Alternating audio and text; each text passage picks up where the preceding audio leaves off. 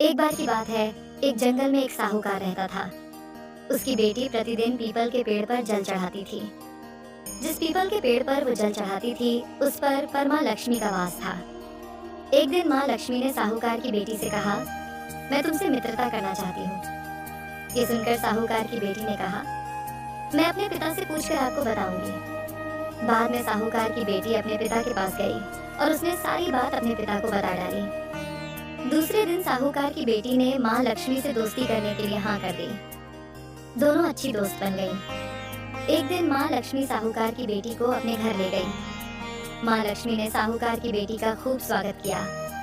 उन्होंने उसे कई प्रकार का भोजन खिलाया। जब साहूकार की बेटी अपने घर वापस लौटने लगी, तो माँ लक्ष्मी ने उससे पूछा कि अब तुम मुझे अपने घर कब ले जाओगी? ये सुनकर साहूकार की बेटी ने माँ लक्ष्मी को अपने घर आने को तो कह दिया, लेकिन अपने घर की आर्थिक स्थिति को देखकर वो दुखी हो गई। उसे डर लगने लगा कि क्या वो अपने दोस्त का अच्छे से स्वागत कर पाएगी। ये सोचकर वो दुखी रहने लगी। साहूकार अपनी बेटी के उदास चेहरे को देखकर समझ गया। तब उसने अपनी बेटी से कहा कि तुम मिट्टी से चौका बनाकर साफ सफाई करो। 4 बत्ती के मुख वाला दीपक जलाकर माँ लक्ष्मी का नाम लेकर उनका स्मरण करो। पिता की ये बात सुनकर उसने वैसा ही किया। उसी समय एक चील किसी रानी का नौलखा हार लेकर उड़ रही थी। अचानक वो हार साहूकार की बेटी के सामने आकर गिर गया।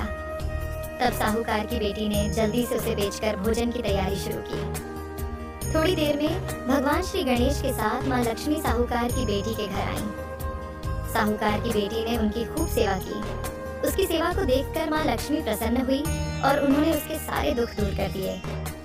इस तरह से साहूकार और उसकी बेटी अमीरों की तरह जीवन व्यतीत करने लगे। उनके जीवन में धन धान्य की कोई कमी नहीं रही।